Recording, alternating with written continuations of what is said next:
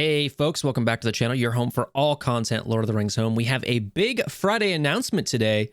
It is the kit reveal for everybody's most anticipated favorite big sleepy guy, Bombur himself. I really like what they did with the character design here, and I really like the kit. We'll go through that. First, I want to start off by just telling you when his marquee is. So, starts December 15th, runs to the 22nd. That turns out to be coincident with the Thorin event here. So Thorin event starts next Monday. So if towards the end of the Thorin event is when the Bombur event is going to start. That's going to run to the 22nd. I imagine we'll be getting Bilbo in these 2 weeks here, right? Probably some overlap as well. With that though, let's get into the kit. His basic is called Heavy Swing. He's got the pickaxe out and ready. I really like that. At unlock, it attacks the target enemy for 90% damage. And then at max upgrade, attacks the target enemy for 200% damage and inflicts weak-minded for 2 turns. So 110% increase in damage and weak-minded, not for 1, but 2 turns, which is going to be an important bane to land on enemies. One for all the other things, all the other banes the dwarves have, which is actually a good number. And to make sure that marked sticks. And that way you can continue to sort of single target focus an enemy down under Thorin's leadership. By the way, I should mention that Bombur is a tank. We'll see how much of a tank he is, but he is technically labeled as the tank for Thorin's company. Let's move on to the special one. His special one is called Dwarven Rhythms. Oh man, I really like it. I love the fact that they've gone with this theme for Thorin's company, that they're all playing instruments and that is translated into the game. I really think that that's a nice touch that all of them have. This is a turn 1 ability, but with a 5 stamina cooldown, so pretty long cooldown. We'll see how he can kind of get around that in a little bit, but at unlock, inflict disrupted for 1 turn on a target enemy and 1 random enemy. Grant haste for 1 turn to 1 random Thorin's company squad member and 1 additional random ally. That's pretty strong already at unlock, but when you upgrade it to max, inflict disrupted for 1 turn on all enemies, right? So disrupted prevents you from getting new boons.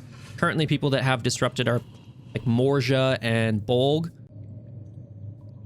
Grant haste for 2 turns to all Thorin's company squad members and 2 additional random allies. This is incredible. It speaks a little bit to his plug and play viability, to be honest with you, but AoE disrupted is massive. This is a very big anti-Elrond's tool here for the arena meta. I think you will need Bombur in your Thorin's company team for sure to make sure you can beat Elrond squads. We were talking a little bit about this earlier in the Discord, but it would be cool if there's sort of a rock, paper, scissors meta with, you know, like a fellowship squad, which has Gandalf, which is considered to be a legendary as well. You know, the other 2 fellowship members aren't out yet, but you have the fellowship squad, you have the Rivendell squad, and you have the Thorin's company squad. And you kind of have this rock, paper, scissors type meta. This is definitely the anti-Elrond team. Granting haste for 2 turns to all Thorin's company squad members is huge. Dwarves are typically very slow. Thorin's got an okay speed, to be honest with you, but he's getting so much turn meter from, you know, the other parts of his kits that maybe it doesn't matter as much, but getting everybody else in the team to go really fast. 2 turns is crazy. 2 turn haste is really good.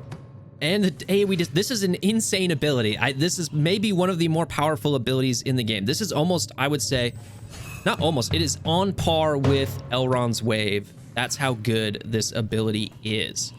And then we'll see what his next ability is too.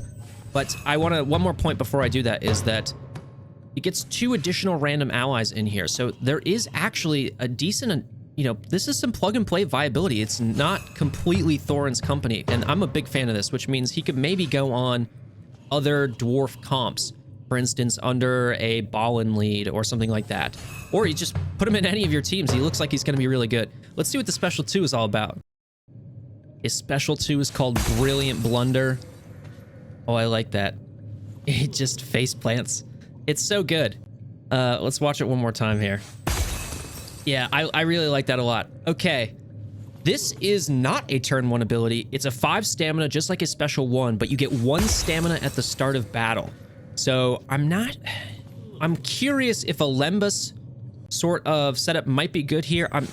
It might not because of his passive, which we'll talk about, but it could be an option. I'm still thinking it maybe could be an option. Either way, at unlock, attack all enemies for 110% damage. So that's an AoE. And then at max upgrade, attack all enemies for 230% damage and inflict slow for 2 turns on all enemies. So not only is his special one something that inflicts AoE disrupted and grants haste to everybody, especially if you're running him under a Thorns Company sort of team, but he's also got an AoE slow. He literally might be the best character in the game. This is also pretty plug and play friendly. I mean, yeah, Bombur looks to be really, really good. And I asked for clarification and I got some. In Thorin's leadership, you essentially could get rid of all the stacks of Overwhelmed on an enemy if you decide to target somebody else who doesn't have all of those stacks of Overwhelmed. So I asked, okay, does AoE count to like clear all the stacks? And the answer is no. So you are safe to use Bombur's AoEs with Thorin, which makes sense because he's supposed to be in Thorin's company under that leadership ability. You just have to make sure that you're targeting, at least my interpretation of it, you're supposed to make sure that you're targeting the same person each and every time though. So that is good news. And this is also another insane ability I really love the animation for. I'm very, very happy with his kit so far. Let's talk about the passive. His passive ability is called Well Rested, which is something I wish I had that passive ability basically. On spawn, gain 2 stacks of sleep, which I'll talk about in a moment here. On turn, convert each stack of sleep on self into 1 stamina, distributed to random abilities. On turn end, gain 2 stacks of sleep. This will not occur if Bombur is stunned. So basically, as soon as he comes in, he's got sleep. And then as soon as he ends his turn, he has sleep. And then each turn, you know, when he's taking a turn, essentially, he's converting it into stamina, which is how you're going to recharge these really insanely powerful abilities, right? They've both got 5 turn cooldowns. This is why I told you a little bit earlier, maybe Lembas is not the best option for him. I still think it is an option just to make sure you get those big skills out very, very quickly. Like if you can apply that AoE slow sooner rather than later, which you might be able to do with Lembas, it's kind of giving yourself like 1 turn of unlocked sleep. But what is sleep? Sleep is cannot counterattack, evade, or block. When this character is granted any assistance or counterattack stacks, convert each stack to 25% turn meter instead. When attacked, remove one stack of sleep. All stacks will be removed when Bombur is inflicted with stun. So this is essentially a blue little icon, character icon that goes over Bombur. It's unique to Bombur. And he can't counterattack, evade, or block. So that means, my interpretation anyway, is that even if he has defensive, if he also has sleep, the defensive basically doesn't work. He gets rid, well, the enemy can get rid of your sleep stacks by attacking him, and they can get rid of all of them by stunning him. So this is why he is the tank of the team. This is another non-taunting or provoking tank. They really do like doing this. It's a tank because you need to kill him first before, you know, he gets out of control type situation. So if you don't sort of take care of him, he can, you know, do these big, massive, essentially attacks.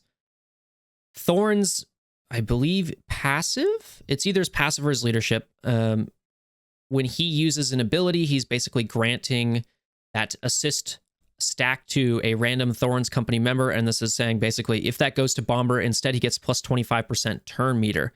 I expect Bombur is going to be pretty slow, so it would be good if he gets that extra TM basically. But at max upgrade, on spawn, gain 3 stacks of sleep. On turn, convert each stack of sleep on self into 2 stamina, distributed to random abilities.